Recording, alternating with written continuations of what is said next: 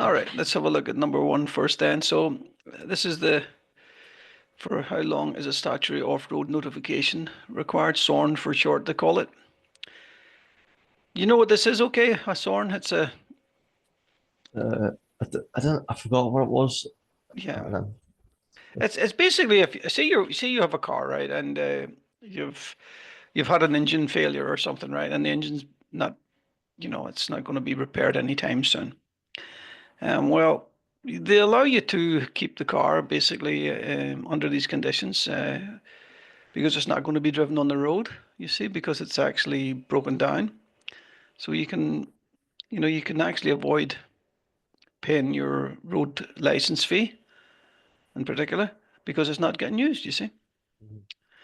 But that's only in play for the length of time that you actually aren't, using it. And when you decide to use it, you've got to go onto the website again to basically cancel this SORN. Because if you drive the vehicle on the road, for example, when this is in place, then that's actually a break of the law itself and would get you fined and all that, lovely stuff. mhm. So this other rule is that if you actually tax the vehicle, then that means that you're more or less ready to take it back on the road again. So Yeah. that's the tax is basically the road license fee, they call that. So you're paying to basically to say, yes, that's me, I'm going back on the road. So once you've paid that, it basically tells everyone what you need to know. And the reason why you got a SORN certificate in the first place is because you were going to have the car off the road and therefore you weren't going to pay the road tax for that reason, And obviously it says if the car was scrapped, it also means that you obviously it doesn't really matter anymore about the car because it's actually going to the scrap yard finished. Yeah. So that's that. So that's the reason why until the vehicle is taxed or sold to someone else, and then it's their responsibility then once you sell the car to them, or it's scrapped. So there's three reasons why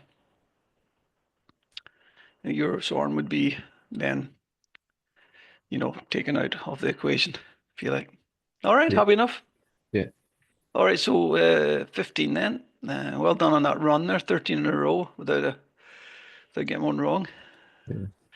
Oh, this is just really kids, on a orange plate, yellow plate, and you'll find that on the back of a school bus actually. So when you're coming up, you're right, like it's near a school crossing, of course, and so that's what I said to you earlier. When you're doing these tests, you got to be careful. There's always going to be one that's close to being right and one that's really right, if that makes sense.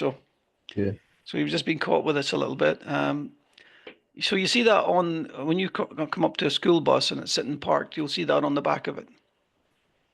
Yeah. And of course, that's just telling you that you've got to now be particularly careful if you're going to pass the bus or overtake it, that there's no kids running back and forward, You know what they're Mhm. like. Yeah. So that's the reason behind it. Is that okay? Mhm. So yeah, you don't see it that often now, so it's just to caught you out on the signs. This is one that you should know. It's actually a warning triangle, first of all. So it's telling you what's coming up ahead. And it's telling you that there's a roundabout up ahead. Now, you were thinking it was a mini roundabout then. Yeah. And what's the difference between the big roundabouts, if you like, or the major roundabouts and the mini roundabouts? What's the difference in them? There is something small. Yeah, but there's also a color goes with them. What color? No. Associated with a mini roundabout. There's a color associated. You have any idea what the color is? Graydon? Well, it's actually you've seen them in Larne probably actually when you drive around the place. Um, I'll get a wee diagram for one up for you and you have a look at it. Mhm. Um, so let me just share this with you.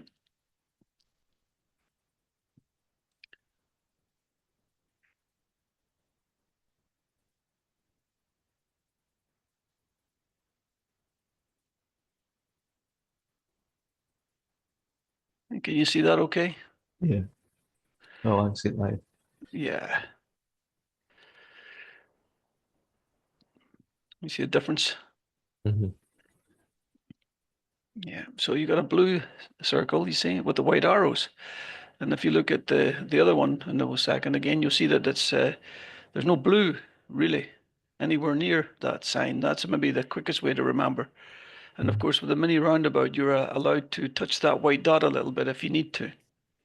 Not go right over it, of course, but you can touch it a little bit, okay?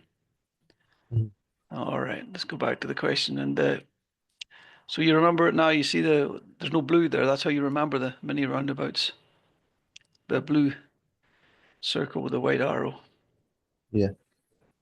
Is that all right? Mm-hmm. Yeah, but that's how you tell the difference, between the major roundabout and the minor roundabout. And that's it.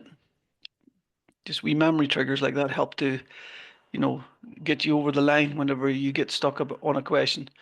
You remember blue on the mini roundabout will help you. Okay, so which one do you then? What type of emergency vehicle is fitted with a green flashing beacon? Now, the ones that do the servicing on the roads or put the grit down or anything that's creating a temporary obstruction will always have flashing amber attached to it. Yeah. That's the. Yeah. I've never seen a doctor's car. You're right. They're not that popular, and they're used for usually first response, or maybe for doing visitor visiting patients, outside of the hospital. So Yeah. I always remember, another memory trigger. If you want to think about what color you turn when you're sick, Mm-hmm. turn green, before you're Yeah. sick. Yeah. Maybe that'll help you, you know, Yeah. green before you turn sick. It might work. Yeah. Okay, so 21 then. So when may you sound your vehicle's horn? Well, the thing about it is there's a law against using your horn, when you don't need to use it, if that makes sense. Yeah. Do you know anything about that? No. No. Well, I mean, it's really it gives you an highway code that so in the UK, a car horn should only be used to alert other road users of potential danger or to warn them of your vehicle's presence. In other words, where you are, when your vehicle is not moving. For example, you can use it when it's not moving for that reason. It's not for general frustration or annoyance. You Yeah. hear people using their horn for that a lot if they get fed up with someone or so it's to attract someone's attention to let them know where you are, even if your vehicle, even when your vehicle is sitting stationary, you can do it, But normally it's used when you're on the move.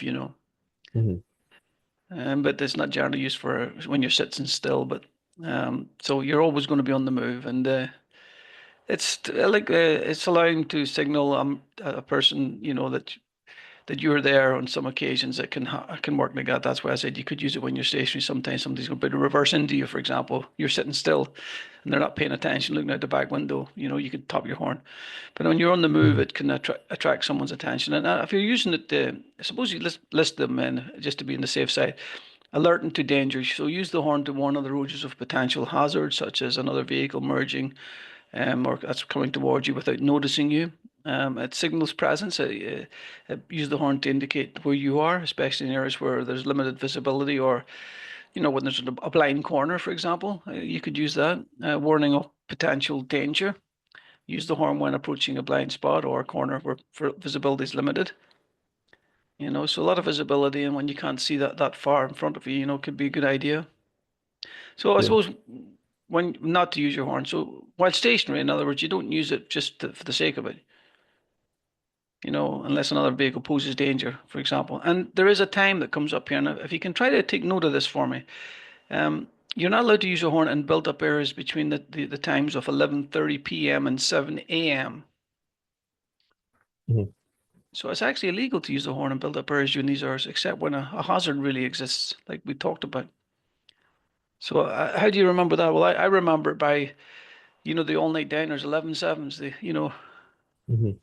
11/7. I don't know why Yeah. it works for me. 11/7. So 11:30 to 7 a.m. But when you get asked this question, how we go, they ask you what times you're not allowed to use your horn. 11/7 seems to work for me to remind me it's 11:30 to 7 a.m. Yeah. And you should never, and also you should never use your horn aggressively. That should not be used to express frustration or annoyance. Mm-hmm. And that's about the head of it, I suppose. There's a fine for it actually, but if you use the horn illegally, it's up to can it be up to £1,000? Would you believe? Oh, Well, yeah, you know. So 11:07 is the time. 11:37 a.m. is the time you're not allowed to use it during the evening, um, in built-up areas in particular. You shouldn't use your horn when you're stationary, just to recap. But if it's to let someone know of your presence because they're about to reverse into you, for example, yeah, yes, use it then. mhm. So, so basically, to warn others of your presence is the question, the correct answer here on this one. And you said to give you right of way. Nope. Can't be saying, yeah, I want out of here, so I'll beat my horn at you. That's not what you meant, I know, but that question is to warn others of your presence is the most general good answer, isn't it? Yeah. Yes, there we go. We'll get that one right. The next one. Has that question come up before? Have you seen that before? I've seen it once. Ah, it's a difficult one. Yeah. Have you ever come across the question which asked you about the times you're not allowed to use the horn? Uh, no. No, it doesn't come up very often, but it does come up, But Mhm. yeah, 11:07 is a good way. And then remember the horn's only to warn others people of your presence where you are. Yeah. In other words, what can you achieve if you drive smoothly? Well, we always talk about um, saving the fuel, but that's what it's all about. So it's all about saving energy, I suppose, and fuel's energy, isn't it? And Mhm. you've went reduction in journey times by, see, that's, it's not a bad answer, but reduction in journey times would maybe mean that you were actually driving fast, would it not? Going for gut is I always like change my mind at the last minute. And this one, look, can I give you some clues here for you to help you get this one right? And well, obviously you got the 15% right, which is brilliant. So it's not giving you an option of any other one here, but in some occasions it has given you options of different percentages. But 15, yeah, you've got that. But look for the word consumption as well. Yeah. Look for when it's to drive smoothly, to reduce costs, to save the environment. Look for the word consumption. It always comes up. Consumption is like when you, for in a human form, I suppose, is for eating food, eating a lot of food, consumption, what you eat. But Yeah. consumption in a vehicle is energy, the same thing, right? So, and the word reduction, you see, they've used the word reduction here. Yeah. Reduction in fuel consumption by about 15%. You see, by using the word reduction, it's reducing. So Yeah. reducing the amount of fuel you consume, or in human form, if you like, reducing the amount of food that you take on by as much as 15% will actually be good for the environment, you see. So Mhm. by driving smoothly, in other words, using the accelerator and properly and looking well ahead of yourself so that you don't have to go on and off the accelerator and the brake because you're looking well ahead of yourself, you can actually reduce your fuel usage, if you like, by as much as 15%, and that's, I'd imagine, per year, which is Yeah. actually quite a good saving in today's world. It's a lot of money actually being saved there. Probably Mhm. enough to pay for your road license fee, for the vehicle on the road if you can drive at that with that ability to look ahead and use the accelerator wisely and therefore reducing the amount of braking you need to do by looking well ahead. Alrighty. Yeah. Okay. 31 then. What does it mean when a moving vehicle is showing a flashing amber beacon? Well, this has come up now for the second time on this paper. The flashing amber beacon is normally something that's causing like a small temporary reduction or restriction in your movement because of them. They're causing they're being a bit of an obstruction for you, and they're maybe in a position where they might be dangerous. So they got a flashing amber beacon to alert people's attention to where they are.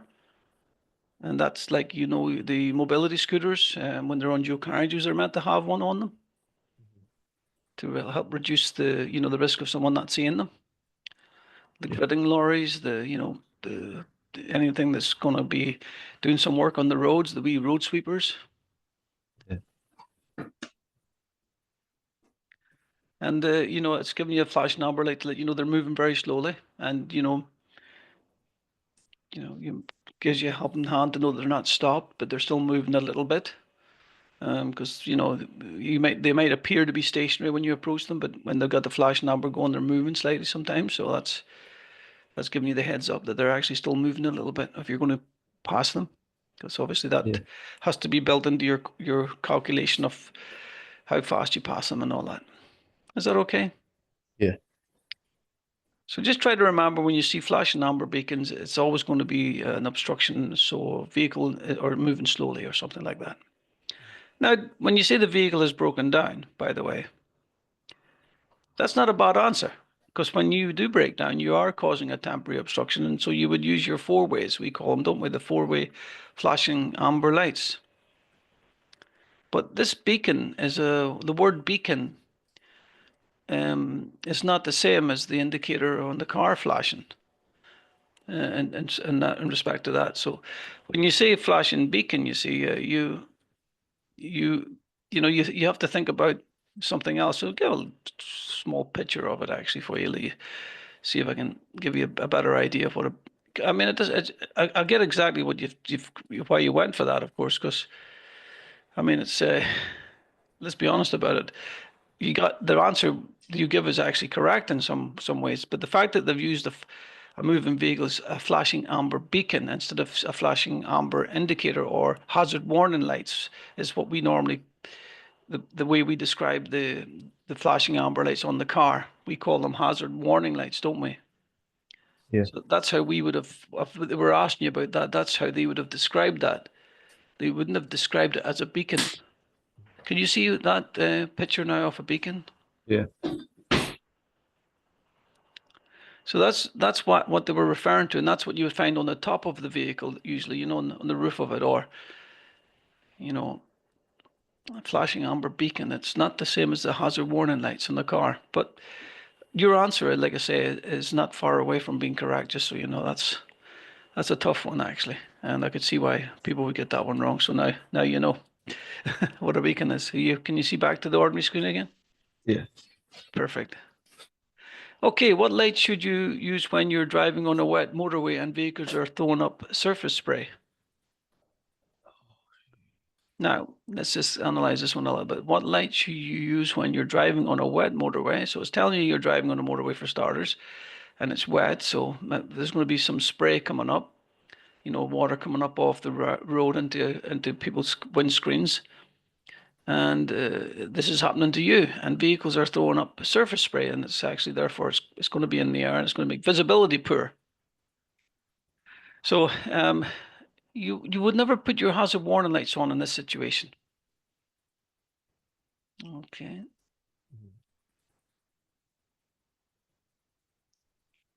The dipped headlights, you see, is what the correct answer is. Just like your ordinary headlights that you would normally have on the car for driving in roads, at night time, for example, just that have street lights. You would use your dipped headlights. And it's not saying it's dark or anything here, so this is just putting this on even in daytime because it's actually limited visibility, and and that's why you're wanting other drivers to see more clearly. The hazard warning lights is that if you're creating a temporary obstruction. Now, that's it. There is one occasion when I would say that you can use the hazard warning lights on a motorway. In the event of, first of all, you creating a temporary obstruction, that means if you've broken down. But if you're driving on a motorway and you look well ahead of yourself and you see an accident, then the driver's coming up behind you or traveling at such a fast speed that you can put your hazard warning lights on and be allowed to do that legally, which alerts the drivers be coming up behind you fast that there's a problem, and then they will start to slow down, you see. So you couldn't use your horn in them situations because the horn's not going to be heard or it's not going to be useful. Yeah. Does that make sense? Mhm. So yeah, just to reiterate then, so when you're driving on the motorway and for visibility, even in daytime, you can't put your headlights on in the car, especially if your visibility has been reduced because of heavy rain. Mhm. All right? Yep. But the hazard warning lights are used specifically for when you're broken down and you're not moving and you're creating a temporary obstruction. All right, they're not used for when you're towing a vehicle or anything. I've seen that before. That's not they're useful for them either. And like I Mhm. say, that additional time you could use your hazard warning lights is actually if you're driving along a motorway and you see an accident up ahead. And you could warn drivers coming behind you by putting your hazard warning lights on for a period of time. All righty. Oh, this is the blue must do or information sign, but we've got the bus and coming towards you, and it's a one-way system that you're in. And you know, sometimes there's two signs like this. There's another one that's called a with flow. With a with flow bus lane or a with flow lane. Have you heard that before? No. Well, do you know what it means when it says contraflow? What that actually means? Yeah. It means it's coming against you. You see, coming against you. I'm going to flip over and show you what the bus is coming against the normal flow of traffic. You see that if you could imagine yourself driving on a one-way system and around a city or something, and all of a sudden you see a bus charging towards you when traffic's only going one way, you would actually take a heart attack. Yeah. So they put this sign up to let you know that you might expect that because it's what's known as a contraflow, and the word contra means against. So against the flow of normal traffic, and the two arrows that indicate a one-way system, and the white arrow, the white line is the lane, if you like, for buses to use, and they're coming straight towards you. And that means you're on a one-way system, and buses are allowed to come up that road to pick up their passengers, and you'll see this happens quite a lot in around cities. Yeah. Because a bus has to, negotiate all the way around the city to pick up different people. And of course, it's got no option but they've got no option but to allow the bus to go against the flow of the traffic in some occasions, and that's why they make a specific lane just for the buses. Yeah. And the 2 hours, like I say, represent where you're probably heading. You're in the one-way system. You're a car driver, and then you just can expect the buses to come the other way, and that's against the flow of the traffic. Now sometimes they have a bus and a cycle lane that is actually part of this one-way system. In other words, there's a lane specifically for buses and cycles that you're probably not allowed to drive in most of the time. And there'll be a sign up that says, "Oh, by the way, don't drive here between say 7 o'clock and 9, which are the busiest times of the day usually for people going to school and work."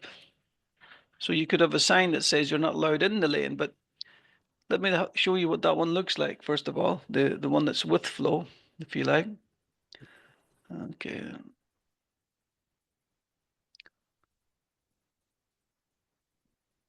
You could see that one okay? Yeah. So that's kind of a bit like the other one, wasn't it? Except this one hasn't got any arrows in it. And so sometimes there's a memory trigger actually, is you can think about it like this. If you see a sign that hasn't got arrows in it, it's with flow. Yeah. If you see one that has got arrows in it, it's contraflow. So with flow,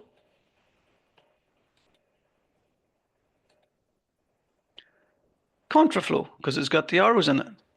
Yeah. Is that okay? Does that work out all right for you? Yeah. So try to remember then. The one with the arrows is what one? What type of one is the one with the arrows? Contraflow. Yeah, that means you could expect buses coming towards you. And the one without the arrows is what? With flow. Yep. So there you go. You got with flow is the one without the arrows. Contraflow with arrows. Yeah. Contra with arrows. With flow, no arrows. That's a good wee way to remember that. Yeah. It's another little memory trigger for you. I need them these days myself, to be honest with you. You find that, but if you can attach some kind of rhythm to it or some kind of picture in your mind or visualize, something or even something that sounds a bit silly, as I have a tendency to do sometimes when I'm doing these highway code tests. I don't know if it works for you, basically, if a memory trigger works, use it, whatever you need to remember, even like with the mini roundabouts, the difference in the color is enough to trigger your mind to remember what a mini roundabout is and what a major one is. Yeah. Because you know that what color is the mini roundabout then? Can you remember? Blue. There you go. You see? Yeah. And now all of a sudden you've got a memory trigger, you see, and hopefully with this contraflow, which sounds silly to most people who don't know what it is, because it sounds silly. It's like a Latin word, against. They like to be clever sometimes, don't they? Yeah. Using Latin words just to confuse us all. So there you go. There's a with flow. See? Mhm. No arrows.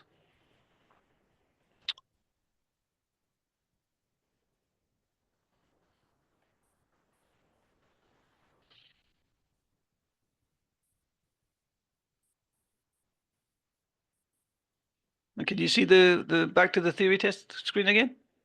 Yep. You see the questions? Yeah. All right. Okay, so there we go. So that the bus flow, bus with flow and contraflow. And question 44 then. What's this one then? What can you see in the picture first of all? Oh, I was gonna go to that as well. What's that? I was gonna go to No, no it's what is okay. It's all right. It's easy confused, but I just wonder what's the first thing you see when you look at that picture? it's like a warning warning sign. Well, it's not a warning sign really, because warning signs are triangular, aren't they? Oh yeah. So what's a circular sign? Order. Yes, it's an order. O means order, or O sometimes means no. Hmm. That's a good way to remember it. O means no. You see, order or O means no. And if you look in that side inside it, then you can see what does it say no? No what? No motorbikes, no cars, or no motor vehicles. And you got to remember that because you went for it's only them allowed, and that's just a simple thing there with the confusion of the actual sign itself. The Yeah. triangular is a warning sign. An O is a no. No. Whatever's inside it, no. You see? So Yeah. that's that one there you could have got right, I think. Definitely. Okay, let's have a look at this next one. When must your vehicle have valid insurance cover? Valid just means it's it's actually up to date. It's been paid for. It's in use, and everything that you need to have in place is there as well. Because sometimes a car, you could have insurance for your car, but when you find that it goes to do this, the tax runs out. You've got problems there because you haven't got no road license fee, even though you've got insurance. Or the MOT runs out. The car's tested, does every year to make sure it's roadworthy. So that could put a question mark on whether your insurance is valid. But what they're always trying to find out, and you don't have to sell a car with insurance, just so you know. You don't have to sell a car with MOT, or you don't have to sell a car with anything. Actually, you can sell a car just if it's yours, you can sell it.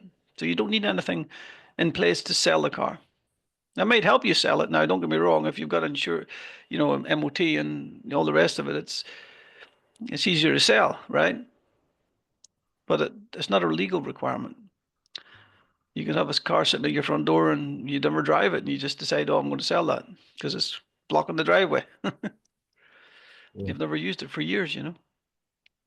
Of course, you'd have a Sorn certificate on it then as well. But you can't get road tax without having insurance. They won't allow you to do it. The computer says no, actually.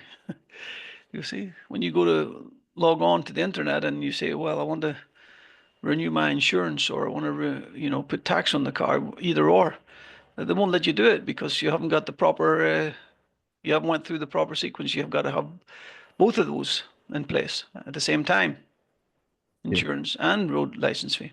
You can't get one without the other. They'll always try to find out, do you know that, in this test? So when you see the word valid insurance come and you see tax the vehicle in one of the proper answers, you're going to be right. Or if you see the question has got tax the vehicle in it, and then one of the possible answers is insurance cover, you're going to be right. Yeah. You can't have one without the other, you see. They go Hmm. together. Yeah. Yeah, so that's how you remember that. Look for that. Giveaway. That's a giveaway question because if you see valid insurance in the question, you look down and you'll say you need tax before you can get valid insurance. You're gonna be right. Yeah. All right, my man. Oh, the wee picture in the movie. Let me see what we got here. What is that? What's a yellow box? Uh, I don't recall. It's a box junction, isn't it? Oh, So what's it saying? When may you wait in the area marked with a cycle?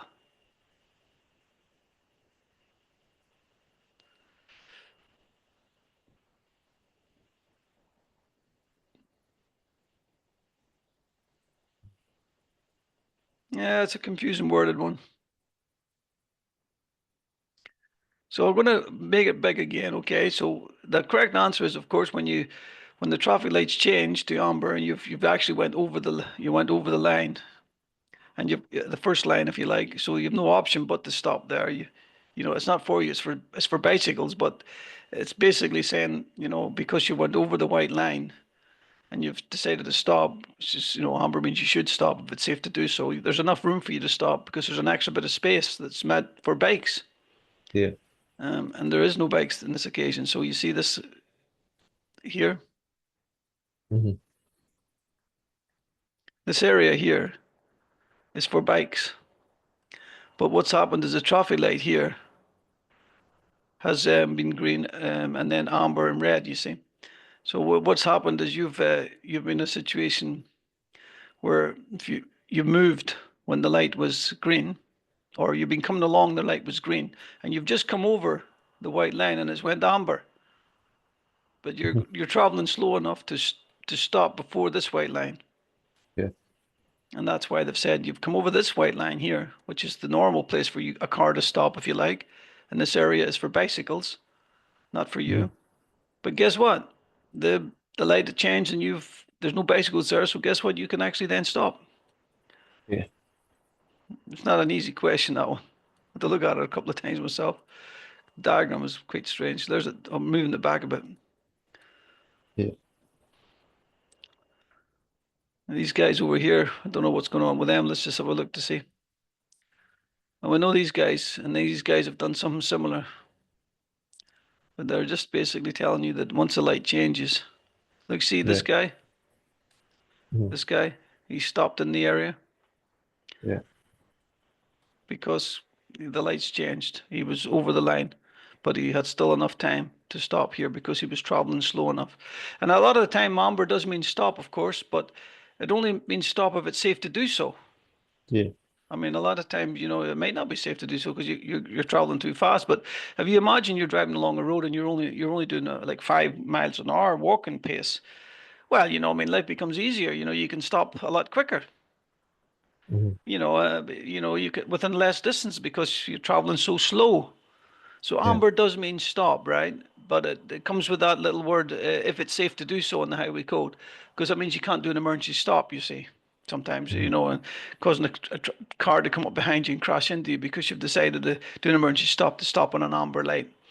If you're too close to it, you've got to keep going, you know, and that's it. It's a bit of an experience situation, that one, where you'll learn by more practice on when you should stop, when you should go. But um, there you go. That wasn't a bad test, actually. Yeah. Let's have a look at how we can improve it then, okay? And let's look at some of the weakest areas.